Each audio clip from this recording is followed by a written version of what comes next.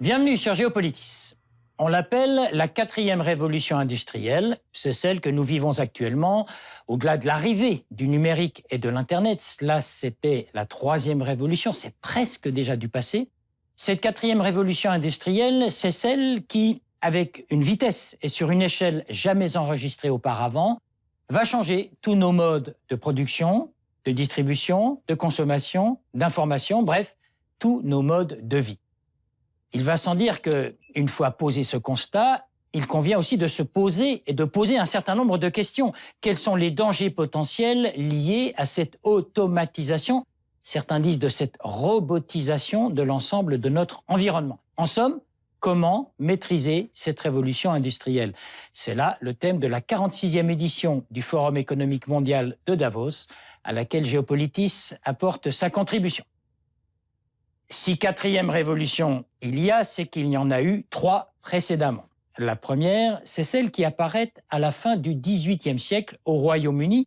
C'est la machine à vapeur, l'extraction massive du charbon, les machines à coudre ou encore les débuts de l'industrie métallurgique. La 2e révolution, elle, vient des États-Unis et de l'Allemagne à la fin du XIXe siècle. C'est le pétrole, l'invention de l'électricité, l'acier, l'automobile ou encore l'ampoule à incandescence. Et c'est encore des États-Unis et aussi du Japon que provient la 3e révolution industrielle avec l'arrivée du numérique et tout le bouleversement qui s'ensuit dans tous les secteurs de nos vies et de nos sociétés.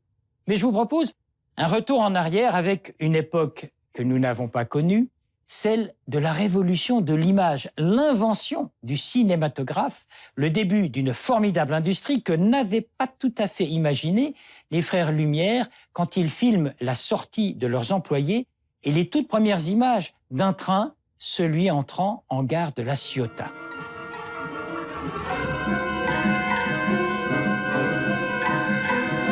Et ces images furent prises autour de 1900 par Louis Lumière. L'appareil qu'il avait inventé portait le mot « cinématographe ». Le mot restera pour désigner tous les appareils et ensuite tout ce qui désignait ce spectacle nouveau. Une curiosité, mais rien d'autre.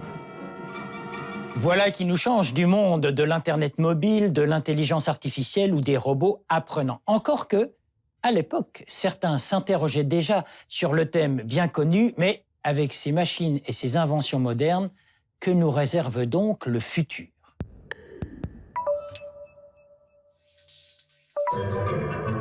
Cette première révolution industrielle, c'est celle qui assure l'hégémonie de la Grande-Bretagne, première puissance mondiale en 1850. La clé du succès, c'est l'extraction du charbon, puis ce sera le développement de l'industrie du coton, suivi par l'essor de la métallurgie, la construction de machines à vapeur, les chantiers navals, et puis, révolution historique s'il en est, le chemin de fer. La 2e révolution industrielle, quant à elle, va s'appuyer sur la collaboration des sciences et des techniques, et en premier lieu, par l'utilisation de nouvelles sources d'énergie. C'est le pétrole et c'est l'électricité. On va produire massivement de l'acier, de l'aluminium, des matières plastiques. On va inventer le moteur à explosion. Un peu plus tard, au début du XXe siècle, on va alors fabriquer en masse des produits identiques. C'est la notion de standardisation, le travail à la chaîne. Cela va concerner, entre autres domaines, celui de l'armement et surtout celui de l'automobile.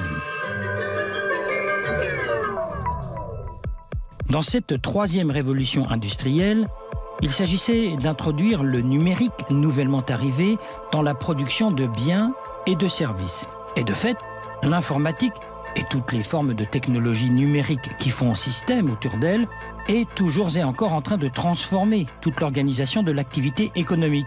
Les programmes informatiques ont permis d'automatiser les tâches. Cela va du métro, qui se conduit tout seul, aux distributeurs automatiques de billets, en passant par les capteurs des systèmes informatisés de nos voitures, sans oublier bien sûr l'Internet, qui permet une circulation sans précédent des informations de nature précisément à déclencher toutes sortes d'actions. On peut en conclure que le numérique a décuplé les capacités physiques et mentales de l'homme, alors que la mécanique n'avait su décupler que ses seules capacités physiques. Avec cette 4e révolution, le numérique permet de créer de nouveaux produits qui ne sont en fait ni des biens ni des services, mais qui sont des solutions, c'est-à-dire que l'internaute, consommateur, dispose de fait d'une réponse à un besoin spécifique, le sien, en recevant des informations spécialisées qui le concernent lui et son environnement. Cette quatrième révolution se caractérise aussi par ses extraordinaires capacités de stockage d'informations. Depuis les années 80, cette capacité double tous les 40 mois environ. À l'ère du big data, cette révolution industrielle est en train d'affecter tous nos systèmes d'existence, c'est-à-dire la manière dont nous vivons, travaillons, produisons, payons et même restons en bonne santé. L'une des conséquences les plus visibles se situe aussi dans le domaine de l'emploi, de la main-d'œuvre. L'automatisation des tâches entraîne de facto la suppression de millions d'emplois non qualifiés, une situation qu'il convient de gérer dans un contexte de chômage en hausse et d'immigration de masse. L'ultime questionnement de cette quatrième révolution industrielle se posera alors en termes de réduction ou d'augmentation des inégalités sociales, de quoi déclencher une révolution. L'invité de Géopolitis, Gaël Hurlimann, vous êtes rédacteur en chef du numérique du journal Le Temps. Pour fixer les idées, tout de suite, on va dire troisième, quatrième révolution industrielle. Vous dites on est un petit peu entre les deux quand même, je crois. Moi, je pense qu'on est dans la droite lutte de la troisième. On fait du numérique, on en fait de plus en plus, tout se numérise. L'industrie se numérise en phase avec l'industrialisation du monde dans son ensemble. Alors cette phase-là, bon d'accord, elle n'est pas encore tout à fait finie, mais nous, on est déjà dans la quatrième phase, c'est-à-dire, attention, quelle utilisation va-t-on faire de cette révolution et surtout quel impact ça va avoir sur nos vies. C'est ça le fond du problème. Imaginez-vous, en tant que consommateur, vous roulez dans votre voiture, celle qui informe l'usine qu'une pièce est défaillante, qu'il faut absolument en reproduire une, qui va être envoyée au garage le plus proche. Votre petit ordinateur de bord va vous aviser dans quel garage vous devez aller, à combien de kilomètres, il va vous y guider. Le garage lui-même, il va informer l'usine, j'ai besoin d'une nouvelle pièce de rechange, tout sera connecté. Mais alors, restons justement dans cet exemple de la voiture. À supposer que les renseignements donnés par la voiture en mon nom soient exacts, est-ce que ça n'est pas quand même une atteinte à ma liberté, tout simplement? J'ai pas envie de faire réparer cette voiture. Vous n'avez pas envie de faire réparer cette voiture? Vous aurez probablement le choix, vous pouvez peut-être encore tourner le volant du côté inverse de celui que la voiture souhaiterait. Mais vous avez signé les petites conditions qui sont les mêmes que vous signez quand vous utilisez votre téléphone portable, votre télévision connectée, votre montre connectée, votre voiture connectée. Vous n'y échapperez pas. Vous m'avez l'air assez pessimiste sur ce point-là, pas sur l'avancée technologique, sur le fait qu'effectivement, en gros, tout cela se fera avec notre consentement. Je pense que c'est ça qui est inquiétant. C'est inquiétant. Alors, on vous demande le consentement formellement, et vous avez peu de chance de faire. Quand il y a une mise à jour d'un logiciel sur notre iPhone, par exemple, vous n'y coupez pas. On est bien obligé de dire oui, sinon on n'a pas le service. Alors, c'est le prix à payer pour faire partie de cette quatrième révolution. Vous pourrez en être dehors, comme des gens sont aujourd'hui dehors des réseaux sociaux, de la télévision. Vous pouvez aussi vous dire qu'il y a plus d'avantages que d'inconvénients. Dans la voiture connectée, par exemple, il y a plus d'avantages à votre avis? Je pense qu'il y a plus d'avantages parce que la mécanique est quelque chose de très compliqué, parce qu'une voiture est très stéréotypée. Ça peut aussi vous permettre, comme consommateur, comme client, d'avoir une voiture qui est encore plus proche de vos besoins. Si, par exemple, grâce à la robotisation, aux informations transmises par les voitures, l'usine se rend compte que tous les conducteurs qui sont basés dans telle région rencontrent le même type de problème, vous imaginez bien qu'ils peuvent adapter cette production d'une manière bien meilleure que ce qu'ils feraient maintenant. Mais à ce moment-là, c'est quand même la machine qui, si j'ose dire, réfléchit dans la mesure où c'est elle qui a appris. C'est elle qui a appris. Et on l'a autorisé à apprendre la machine. Voilà, derrière tout ça, il y a des armées de développeurs, de programmeurs informatiques. L'intelligence vient de eux, vient pas de la machine en elle-même. Pour combien de temps? Je pense pour encore quelques années. Non, là, il y a des demandes extraordinaires au niveau de l'industrie sur des profils qui ne sont pas des profils d'ouvriers, mais qui sont des profils de développement informatique. Vous avez prononcé le mot qui fâche, robotisation. Ça va détruire des millions d'emplois, ça on le sait. C'est une bonne chose. À court terme, à moyen terme, à long terme? Il y a toujours les deux avis qui s'équilibrent. On va éliminer des emplois qui sont peu qualifiés. Les optimistes vous diront que ça permet de se concentrer sur des tâches beaucoup plus créatives. Et il y a ceux qui disent non, ce sera juste des coûts plus faibles parce que des tâches... Et des chômeurs à la charge de la société. Absolument. Ce qui se passe maintenant, qui est très intéressant, c'est que cette quatrième révolution s'accompagne d'un nombre d'emplois qui sont créés pour aider l'informatisation, qui sont des petites tâches, qui sont effectuées par des gens chez eux, qui aident les machines à apprendre notamment. Et donc, on voit une demande croissante en fait de ces tâches relativement simples à exécuter. Oui. Alors, vous avez parlé des voitures connectées, on peut aussi parler des maisons connectées, mais dans notre vie de tous les jours, la plus grosse innovation, ce sera quoi à votre avis ? Alors, j'ai parlé de la voiture parce que je pense que ça risque d'être très important. On voit les développements déjà maintenant, ça va en fait beaucoup plus vite que ce qu'on pouvait imaginer. Il y a un marché pour ça. Il y a un marché pour ça. Ce terme même, quatrième révolution, vient d'Allemagne où l'industrie automobile est très forte et on sent que c'est vraiment là qu'il y a quelque chose à faire. Pas de problème. Ouais. La maison vraiment complètement connectée, ça c'est un petit peu un gadget ou pas ? Alors ça a été un gadget, on en a parlé beaucoup au début des années 2000, ça revient en force sans qu'on en parle trop. C'est-à-dire les lampes connectées, les ampoules connectées, les systèmes d'alarme connectés, ça devient quelque chose que vous trouvez sur Internet pour des dizaines, des centaines de dollars. Ça rentre sans en avoir l'air. Au niveau, alors tout à fait différent, au niveau de l'éducation par exemple, vous croyez, vous, l'éducation par le numérique, le développement de ce qu'on appelait les MOOC, etc. J'y crois. Ça donne des perspectives incroyables à qui ne pouvaient pas physiquement se développer dans des lieux d'éducation, dans des universités. Le MIT, par exemple, propose des MOOC. Vous pouvez les suivre en Afrique. C'est quand même un savoir qui se répand comme ça. Par contre, dans ces domaines-là et dans plein d'autres, on voit qu'on ne remplace pas l'humain. L'humain sera toujours celui qui dira à la machine ce qu'il faut faire, ou est-ce qu'à un certain moment, à la fin de cette quatrième révolution, c'est la machine elle-même qui détectera ce dont elle a besoin au niveau de l'apprentissage ?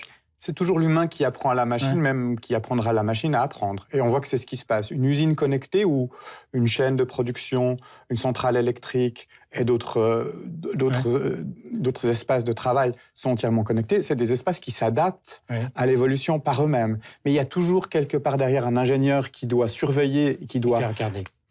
Qui doit bricoler, vous faites le geste. Bon, est-ce qu'il y aura une guerre des robots ? Est-ce qu'au lieu de savoir si on envoie des troupes au sol en Syrie, on enverra des robots qui eux-mêmes se battront contre des robots hyper bien préparés et hyper bien programmés ? On n'est pas dans la science-fiction, on est dans des choses qui sont déjà en cours de développement, les armées américaines notamment. C'est quelque chose qui se développe. Est-ce que c'est pour le bien de l'humanité ? Je ne suis pas sûr. Cependant, ça évite de perdre des troupes. Les drones, c'est une réalité.